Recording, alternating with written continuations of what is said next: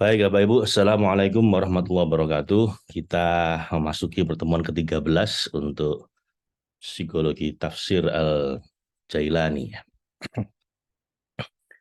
Kita berdoa dulu, semoga Allah memberikan cahaya tunjuknya, bimbingannya, dan cintanya pada kita semua. Ala hadini ya kulli niyatin salihah li ridha illa wa li syafa'ati Rasulillah summa ila hadratin Mustafa Muhammad sallallahu alaihi wasallam ala alihi washabihi wa dzurriyyati wa ibadi ajmain. Thumma ila hadratin Syekh Abdul Qadir Al-Jailani qaddasallahu sirrahu. Syekh Abdul Al-Jailani qaddasallahu sirrahu. Wa li walidayya warhamhuma kama rabbayani shaghira. Masyayikh. Al-Fatihah. A'udzu billahi minasyaitonir rajim. Bismillahirrahmanirrahim. Alhamdulillahi rabbil alamin arrahmanir rahim maliki yaumiddin. Iyyaka na'budu wa iyyaka nasta'in. Ihdinas siratal mustaqim. Siratal ladzina an'amta 'alaihim ghairil maghdubi 'alaihim waladdallin. Amin. Subhanaka la ilma lana illa ma 'allamtana innaka antal alimul hakim. Rabbana atina min ladunka rahmah wa hayyi' lana min amrina rasyada. Rabbana atmim lana nurana waghfir lana innaka ala kulli syai'in qadir. Rabbana la tuzigh qulubana ba'da idh hadaitana wa hab lana min ladunka rahmah innaka antal wahhab. Rabbana atina fid dunya hasanah wa fil akhirati hasanah wa qina adzabannar. Birahmatika ya arhamar rahimin, birahmatika ya aziz ya ghaffar ya rabbal alamin. Sallallahu ala sayyidina Muhammadin wa ala alihi wasallam. Walhamdulillah, walhamdulillah, walhamdulillahi rabbil alamin. Baik, Bapak Ibu, kita masuk pertemuan ke-13. Cuman tanggalnya ini perlu saya sesuaikan. Sekarang tanggal 3 September ya. Tanggal 3 September. Baik.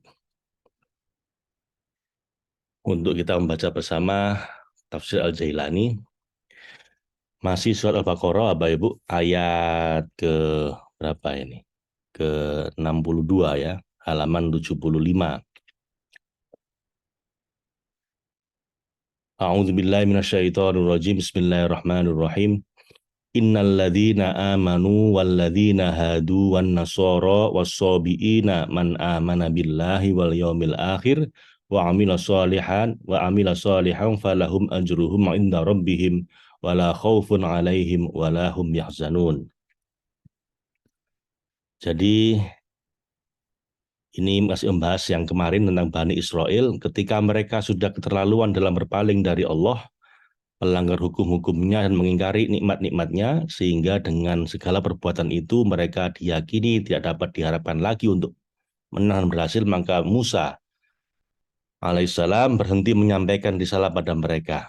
Ia berputus asa untuk menyampaikan petunjuk kepada mereka, kemudian Allah menunjukkan bahwa di antara mereka ada orang-orang yang memiliki agama dan keyakinan tertentu yang menempuh jalan kebenaran dan bergerak menuju jalan yang lurus. Nah ini.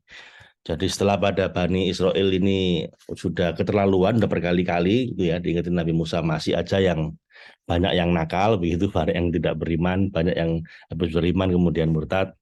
Akhirnya ya sudah, Nabi Musa dengan mereka ini ya sudahlah, terserah kamu gitu kan. Tapi kemudian beliau masih melihat ada orang-orang yang baik. Ya. Lalu Allah menunjukkan bahwa di antara mereka masih ada orang-orang yang memiliki keimanan, keyakinan, yang menempuh jalan kebenaran dan bergerak menuju jalan yang lurus.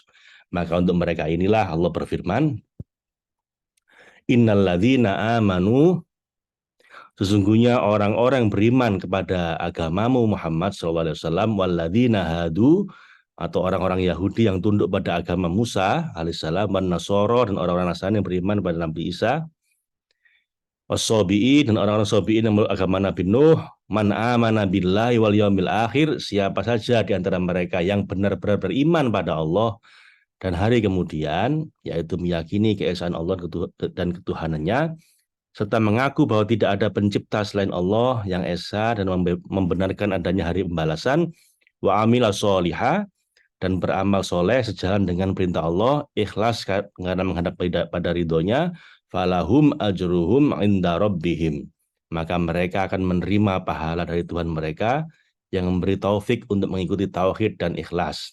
wala khaufun alaihim, dan tidak ada kekhawatiran pada mereka terhadap hukuman dan adab, wala hum yahzanun, dan tidak pula mereka bersedih hati karena nasib dan tempat kembali yang buruk. Jadi siapapun pengikut Nabi Musa, pengikut Nabi Nuh, pengikut Nabi Isa, pengikut Nabi Muhammad yang iman pada Allah dan beramal soleh dan percaya pada hari akhir, mereka tidak perlu khawatir. Mereka akan mendapatkan balasan sesuai amal mereka, sesuai keimanan mereka. Wala khaufun alaihim, dan mereka tidak usah khawatir, tidak usah takut. Wala hum yahzanun, ya, nggak usah sedih hati karena nasib mereka akan baik gitu ya.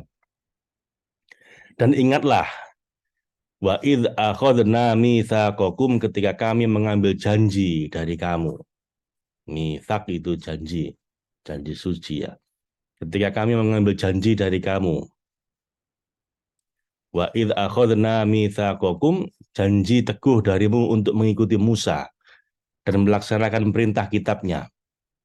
Namun kamu tidak mau mengikutinya dan menganggap berat perintah dari kitab itu, maka kami memerintahkan Jibril untuk mencabut gunung dari tempatnya semula.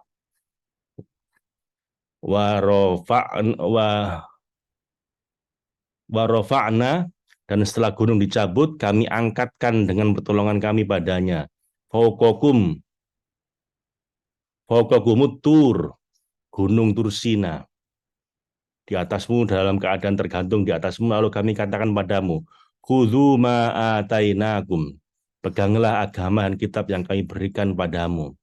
Bikuwah wadhkuru, dan dengan teguh. Bikuwah itu dengan teguh. Wadhkuru, dan ingatlah selalu semua ma fihi, apa yang ada di dalamnya secara detail untuk kebaikan dirimu.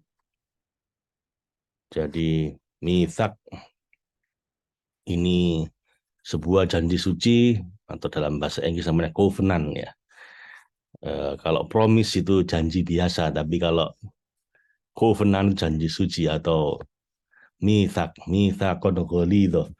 Jadi mitsak ini cuma disebut 2 kali dalam Al-Quran, Bapak Ibu. Ini janjinya, janji kita untuk memegang teguh agama Allah, sama janji suami istri ketika nikah ya. Mitsaqon ghalidho, jadi sebuah janji suci. Makanya kalau dalam pernikahan itu sepertinya sangat sederhana, sangat pendek janjinya. Qabil tuh nikah gitu kan, saya terima nikahnya.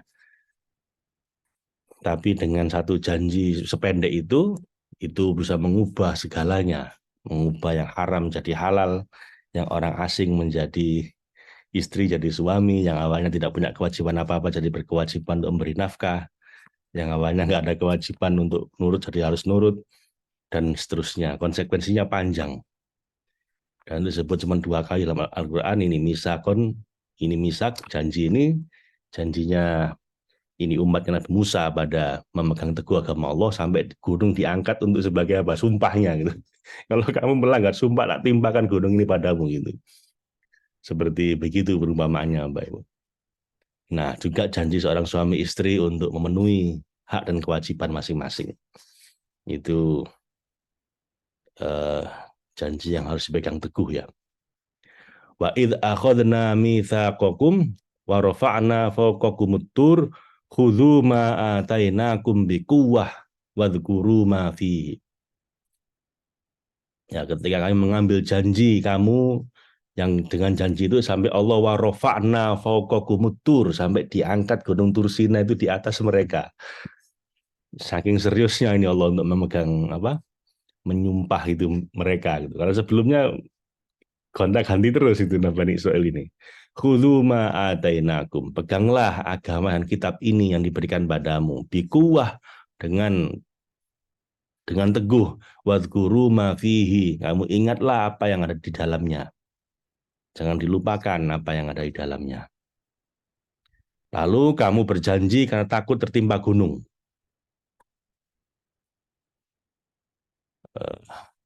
Tapi kami melakukan hal itu terhadapmu adalah la'allakum tattaqun, supaya kamu bertakwa. Jadi seserius Allah itu menyumpah mereka, berjanji suci agar kamu bertakwa.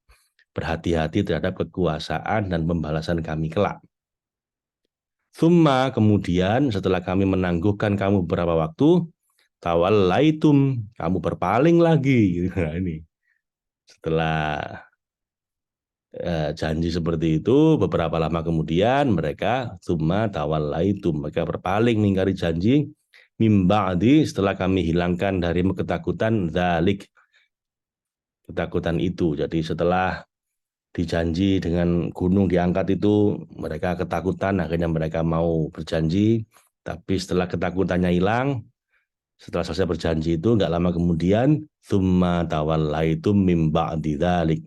Tapi kemudian mereka berpaling mengingkari janji itu setelah hilang ketakutannya. Sedangkan kamu tetap berada dalam karaktermu sebagai orang-orang zalim yang melampaui batas.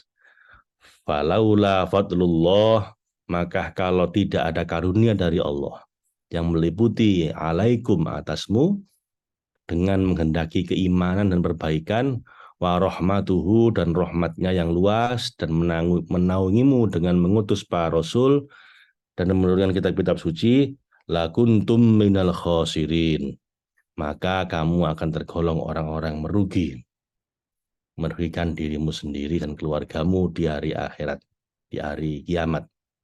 Ingatlah demikian itu adalah kerugian yang nyata. Tsumma tawallaitum min ba'di dzalika falaula fadlullahi alaikum wa rahmatuhu lakuntum minal khasirin. Ya Allah, jadi sebaik itu apa Ibu Allah itu ya. Udah janji, kemudian janjinya sedemikian serius, mitsaqun ghalidha. Tetap aja habis itu mengingkari, tsumma tawallaitum min ba'di dzalik. Udah begitu Allah masih bilang falaula fadlullahi alaikum wa rahmatuhu lakuntum minal khasirin. Untung aja masih ada kebaikan dari Allah, fadlullah. Fadlullah itu karunia dari Allah, wa rahmatuhu dan rahmatnya. Kalau nggak ada itu udah rugi semua kamu. Walaqad alimtumul ladzina atadau minkum fis sabti faqulna lahum kunu qiradatan khasiin. Bagaimana kamu tidak tergolong orang-orang yang rugi, yang selalu melanggar janji, sedangkan kamu adalah kaum yang memiliki kebiasaan seperti itu.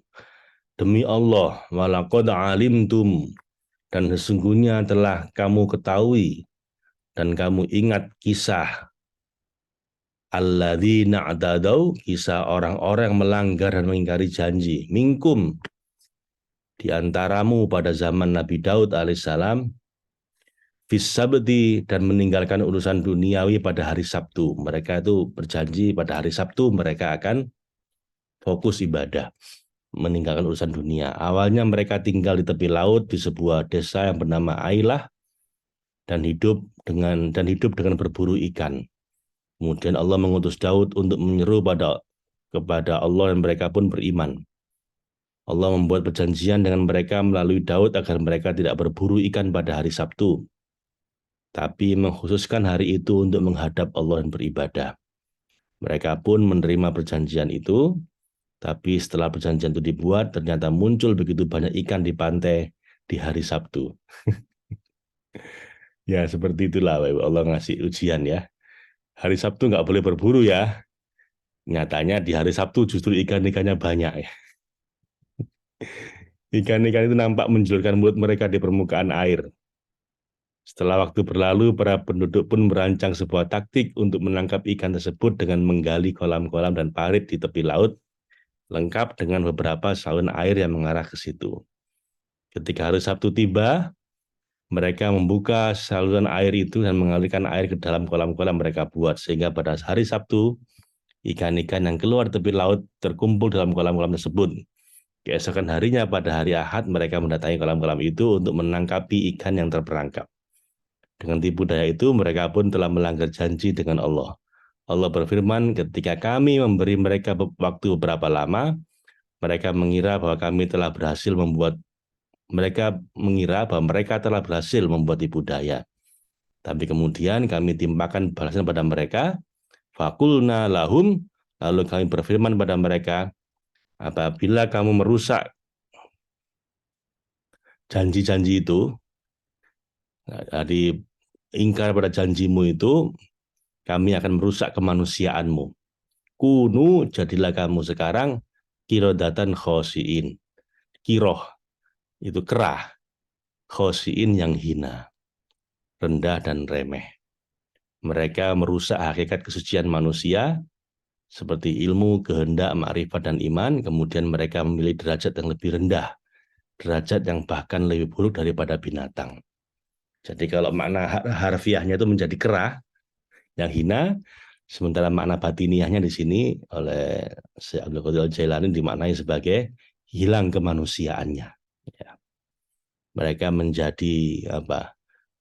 Bukan Homo sapiens lagi, udah tidak jadi manusia lagi, tapi menjadi kera, menjadi lebih hina dibanding binatang. Ini makna batiniahnya. Beliau menyampaikan mereka merusak hakikat kesucian manusia seperti ilmu, kehendak, makrifat, dan iman, dan mereka memilih derajat yang lebih rendah dari manusia. Mereka tidak jadi manusia lagi, hilang kemanusiaannya, menjadi kera, yang hina. Wa idh qala Musa liqaumihi innallaha ya'murukum an tadbahu baqarah. Qalu atattakhiduna huzwa.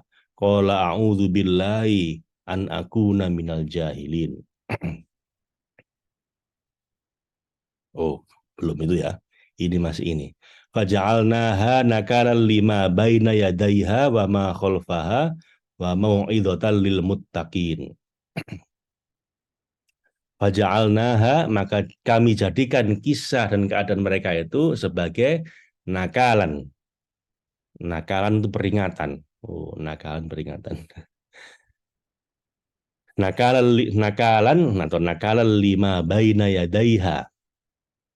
Maka kami jadikan kisah dan mereka itu sebagai peringatan dan ibroh lima baina yadaiha bagi orang-orang pada masa itu, yaitu mereka yang hadir dan menyaksikan kondisi mereka, wa ma khalfaha, dan bagi mereka yang datang kemudian, yaitu orang-orang ada setelah mereka, yaitu mereka yang mendapat peringatan dan mendengar kisah orang tersebut, wa mau'idhatan, serta menjadi pelajaran dan peringatan lil muttaqin, bagi orang-orang yang bertakwa dan selalu menjaga diri dari perbuatan serupa. Jadi Bapak Ibu, ketika kita melanggar janji pada Allah, udah disumpah tapi tetap aja balik lagi tidak beriman, udah dilarang tetap aja dilanggar, akhirnya Allah menjadikan mereka kirodatan khosiin, kera yang hina.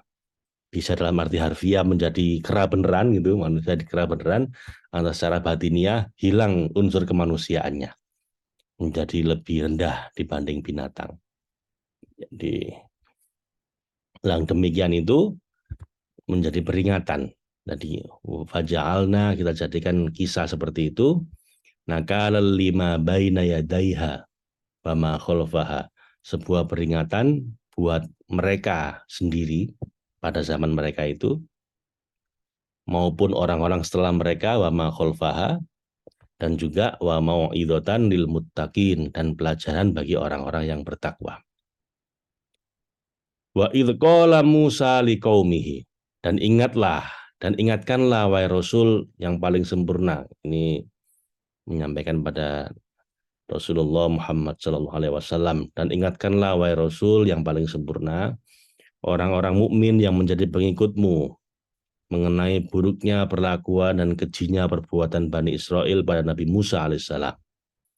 Bagaimana mereka membantah apa yang dibawa Musa dari sisi Allah secara bodoh dan keras kepala.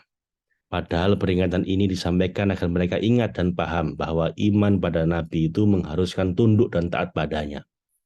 Tidak membantah, tidak mendebat dengan Nabi. Mencintai dan menyerahkan segala persoalan pada Allah melalui dirinya.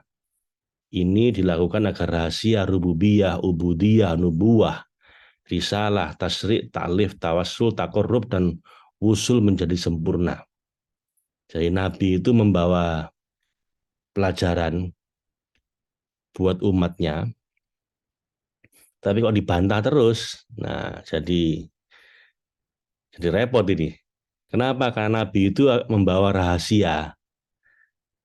Rahasia apa? Rahasia rububiyah, ubudiyah, penghambaan, tentang ketuhanan, tentang rububiyah, rahasia tentang ketuhanan, rahasia ubudiyah, rahasia tentang menjadi seorang hamba, bagaimana seharusnya nubuah, kenabian, risalah, itu yang pesan-pesan dibawa oleh Nabi, tasrik, taklif, tawassul, takorrub, dan wusul menjadi sempurna ketika dibawa oleh Nabi itu. Tapi kalau dibantah terus nabinya, ya sudah, jadi hilang semua itu. Hal ini terjadi ketika Musa berkata, wa idh qala Musa liqaumihi, ketika Nabi Musa berkata pada kaumnya, saat terjadi fitnah besar di antara mereka, yaitu ketika ada seorang laki-laki terpandang yang memiliki banyak harta, kekayaan, dan perkebunan. Orang itu memiliki anak laki-laki tunggal dan banyak ponakan. Para ponakan ini berambisi untuk menguasai harta orang tersebut, sehingga mereka membunuh putranya agar mewarisi harta ayah dia. Jadi ada seorang laki-laki Bani Israel punya anak dan punya ponakan gitu ya. Lalu eh, ayahnya ini meninggal, kemudian yang mewarisi harusnya kan anaknya, tapi karena si ponakan ingin merebut harta dari ayah anak ini, maka anaknya itu dibunuh. Mereka meletakkan tubuh anak itu di depan pintu dan pagi harinya mereka berteriak pura-pura panik mencari siapa pembunuhnya. Maka Allah berkehendak untuk mencemooh mereka, dia memerintahkan Musa untuk mengatakan pada mereka, Innallaha ya'murukum an tadhbahu baqarah. Sesungguhnya Allah menyuruh kamu menyembelih seekor sapi betina. Baqarah itu sapi betina. Ketika mendengar kata-kata Musa, mereka tidak mengerti dan semakin kebingungan. Bahkan begitu nggak mengertinya, mereka berkata, qalu, dengan nada mencela, atattakhiduna huzwa. Apa kamu yakin, wahai Musa, yang menyeru makhluk pada al-haq, akan menjadikan kami bahan ejekan, atattakhiduna huzwa. Apa kamu jadikan kami ini bahan ejekan, bahan cemoohan, bahwa engkau akan mengejek dan mentertawakan kami dan menjadikan kami bahan tertawaan, sedangkan hal itu tidak layak bagimu dan bagi kami. Musa tidak mau menanggapi mereka dan memohon perlindungan pada Allah. Qalu a'udzu billahi an akuna minal jahilin. Musa menjawab, aku berlindung pada Allah agar tidak menjadi salah seorang dari orang-orang yang bodoh, yang berbuat keji dan menertawakan orang lain. Tapi tidaklah aku mengikuti selain apa yang diwahyukan padaku. Jadi ketika mereka berselisih siapa yang membunuh anak ini, mereka pura-pura apa pura-pura nggak ngerti gitu ya, siapa yang bunuh anak ini gitu. Akhirnya Nabi Musa, segini aja, daripada repot eh, nyari siapa pembunuhnya susah, ini aku dapat firman dari Allah supaya kamu sekalian menyembelih sapi betina. Mereka kemudian mengejek Nabi Musa, lu apa hubungannya? Wong ini mencari siapa pembunuhnya kok malah disuruh menyembelih sapi betina gitu kan?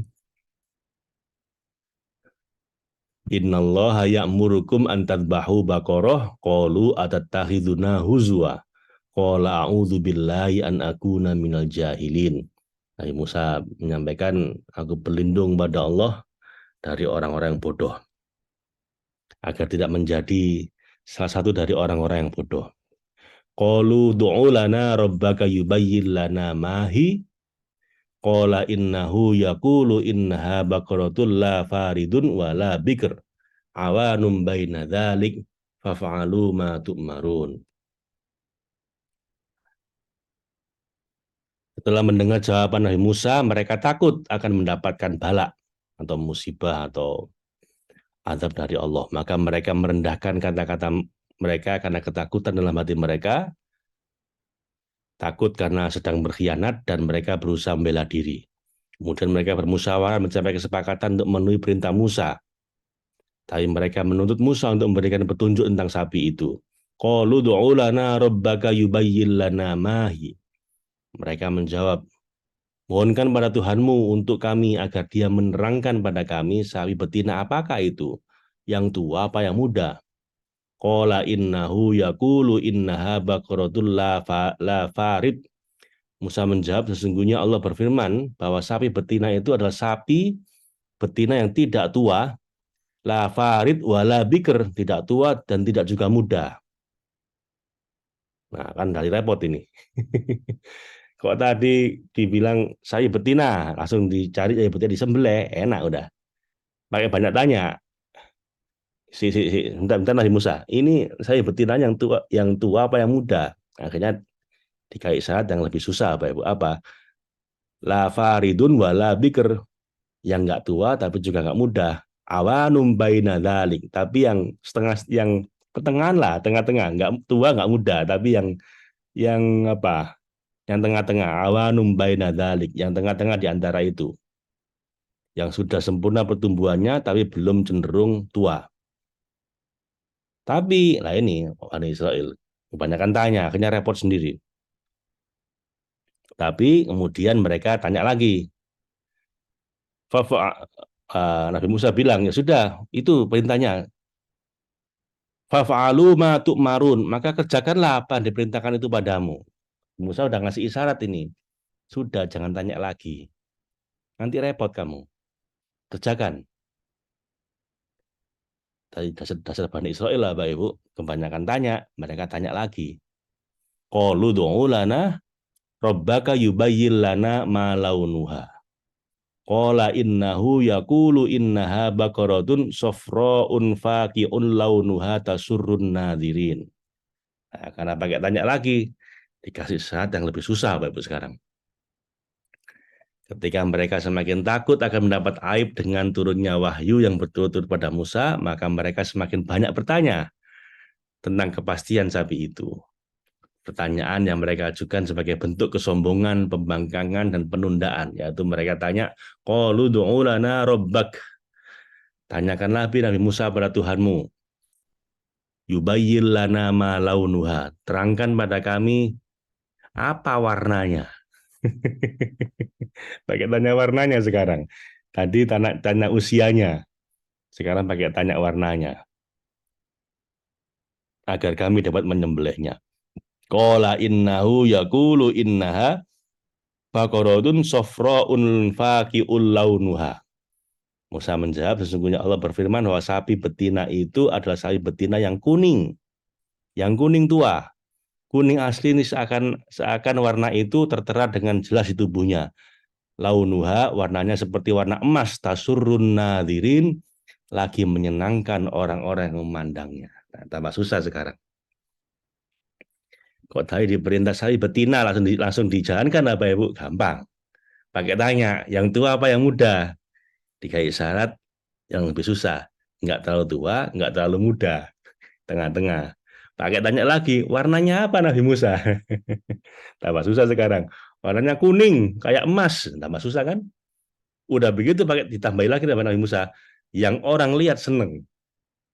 Nah, gimana? Susah kan apa Ibu? Kuning, emas, orang lihat seneng. Makanya Mbak Ibu, jangan banyak tanya ya.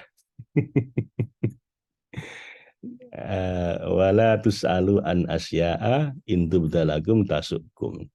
Jangan kebanyakan tanya yang kalau kamu dikasih jawaban, tambah merepotkan kamu nanti.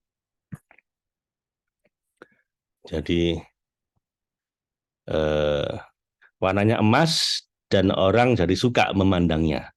Kesenangan itu menunjukkan kelapangan dan kesegaran yang muncul dari hati ketika ia sudah kosong dari segala bentuk kesibukan.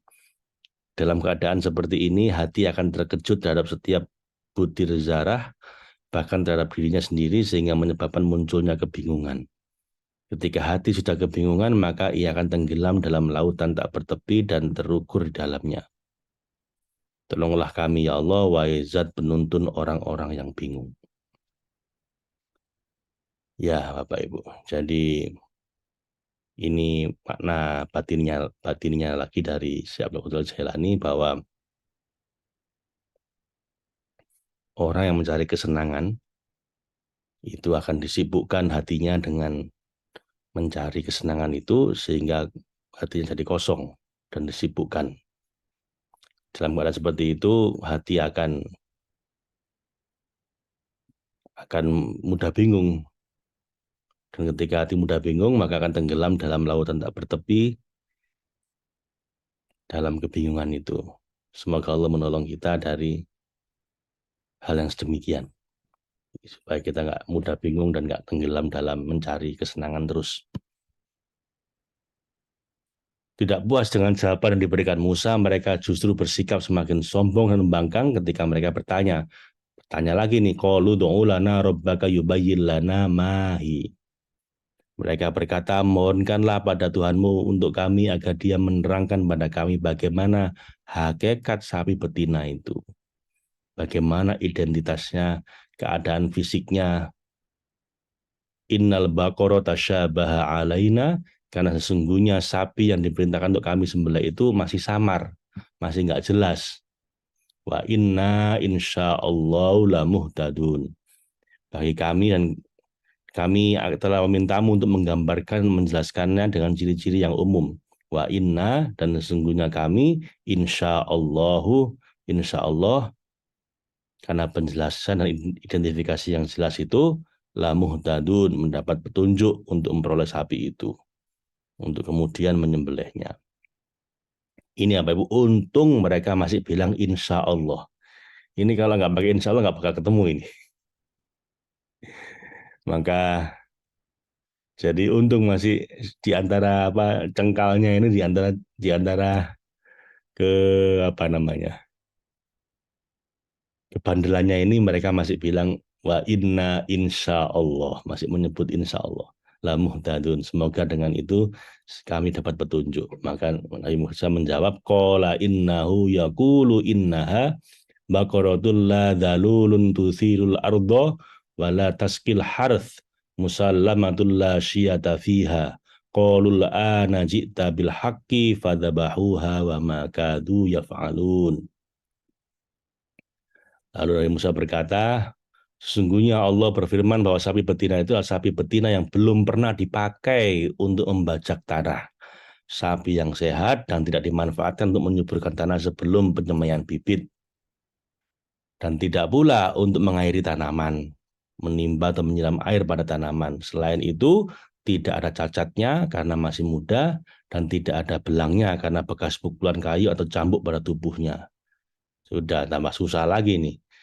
Udah nggak tua nggak muda, udah gitu warnanya kuning kayak emas sehingga orang lihatnya seneng, udah gitu nggak pernah dipakai, tidak pernah dipakai untuk menyemai bibit maupun mengairi air, dan nggak ada bekas luka. Sudah sempurna sapinya ini. Qala innahu yaqulu innaha baqaratul la dalulun tuthirul ardo, dan tidak pernah dipakai untuk membajak tanah. Wala taskil harth, tidak pula untuk mengairi tanaman. Musallamatul la syiyata fiha, tidak ada cacat, tidak ada belangnya, tidak ada bekas pukulan kayu atau cambuk. Benar-benar sapi yang sangat berharga ini, dieman-eman pemiliknya ini kayaknya. Bahkan sapi itu bisa makan dan berjalan dengan bebas tanpa ada yang menggembala dan mengaturnya. Nah, setelah orang-orang itu puas dengan pertanyaan itu, mereka menegaskan pada Musa, qalul ana ji'ta bil haq. Maka mereka berkata, sekarang barulah kamu menerangkan hakikat sapi betina itu yang sebenarnya, yang jelas fisik dan cirinya menurut keyakinan kami. Jadi seperti itulah Bani Israel ya, cengkal, kebanyakan tanya. Dikisahkan bahwa ada orang tua soleh yang memiliki anak sapi sesuai dengan penjelasan Nabi Musa itu. Jauh sebelum kasus pembunuhan itu terjadi, ia membawa anak sapi itu ke Ailah dan menitipkannya pada Allah. Ia berkata, ya Allah, aku titipkan anak sapi ini padamu untuk anakku hingga ia dewasa. Kemudian orang tua itu meninggal dunia, sementara anak sapinya berada dalam lindungan penjagaan Allah hingga anaknya dewasa. Dan terjadilah fitnah di antara mereka. Allah memerintahkan untuk menyembelih sapi itu dengan terpaksa. Mereka pun membelinya dengan emas yang sebanding dengan seluruh kulit sapi itu. Ya kan, karena susah, karena kebanyakan tanya, akhirnya ketemu sapi itu, tapi harganya mahal banget, seharga emas yang ditimbang dengan berat seperti beratnya kulit sapi itu. Fadabahuha, kemudian mereka menyembelihnya dengan berat hati dan terpaksa. Wa ma kadu yaf'alun, dan andai kami tidak memberi penekanan dan memaksa mereka, maka mereka itu hampir saja tidak melaksanakan perintah itu. Karena mungkin mahal banget sapinya, mereka hampir saja membatalkan perintah itu, tapi akhirnya dilaksanakan karena takut aib mereka terbongkar dan harga sapinya sangat mahal. Wa id qataltum nafsan fadara'tum fiha. Wa id qataltum nafsan fadara'tum fiha wallahu mukhrijum ma kuntum taktumun. Dan ketika mereka membunuh seorang manusia dengan rencana yang matang tanpa alasan yang benar, fadara'tum, lalu mereka saling menuduh satu sama lain tentang hal itu, masing-masing dari kamu melepaskan diri dari tanggung jawab sementara kamu telah mengalirkan darahnya dan menyembunyikan peristiwa itu. Wallahu, tapi Allah Maha mengetahui, mukhrijum, dan menyingkapkan, menampakkan ma kuntum taktumun, apa yang selama ini kamu sembunyikan dalam hatimu. Tapi Allah menyingkapkan itu rahasia mereka itu, pembunuhan mereka lakukan itu dengan sapi betina tadi itu apa Ibu? Lalu kami berfirman padamu, fakulna, setelah kalian saling menuduh dan melempar tanggung jawab untuk menyembelih sapi tadi, yang diperintahkan tadi itu, fakulna turibuhu biba'diha. Pukullah mayat yang terbunuh itu dengan sebagian anggota sapi betina itu. Jadi mungkin ekornya diambil, dipukulkan ke orang yang mati tadi itu. Lalu mereka pun memukul orang yang terbunuh itu, kemudian ia hidup kembali atas izin Allah, maka ia memberitahu identitas pembunuhnya. Mereka pun mendapatkan aib yang besar dan semakin membela diri. Kadzalika yuhyillahil mauta. Demikianlah seperti menghidupkan orang yang telah dibunuh itu tanpa sebab yang dipahami oleh akal, Allah yang maha menghidupkan.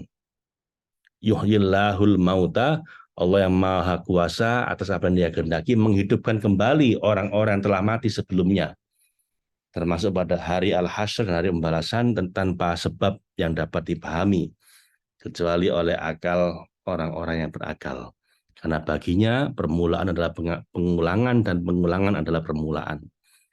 Wa yurikum, dan memperlihatkan padamu yang tampak dari ayatihi, tanda-tanda kekuasaannya yang menunjukkan kepastian terjadinya segala sesuatu, la'allakum ta'qilun, agar kamu mengerti.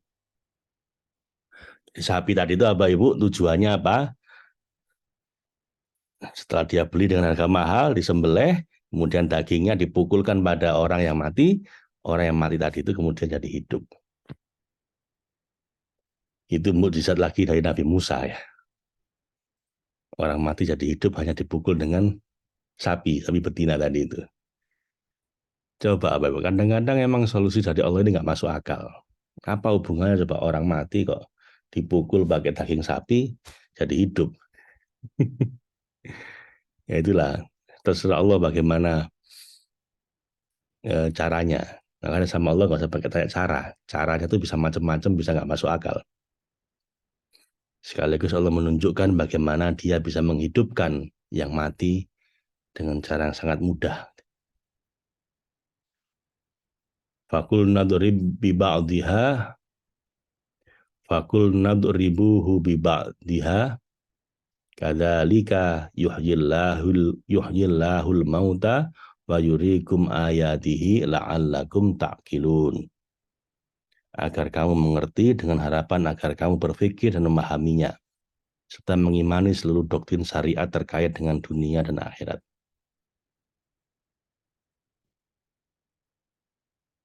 Humma qasat qulubukum min ba'di dzalika fayyakal hijarah au asaddu qaswah wa inna minal hijarati lama yatafajjaru minhul anhar wa inna minha lama yashaqqaqu fa yakhruju minhul ma. wa inna minha lama yahbitu minhu min khosyatillah wa mallahu bighafilin amma ta'malun. Ini kita bahas besok insyaallah Bapak Ibu. Allahumma arhamna bil Qur'an waj'alhu lana imaman wa nuron wa hudaw wa rahmah. Allahumma dzakirna minhu ma nasina wa 'allimna minhu ma jahilna warzuqna tilawatahu ana al-laili wa adrafan nahar waj'alhu lana hujjatan ya rabbal alamin. Assalamualaikum warahmatullahi wabarakatuh.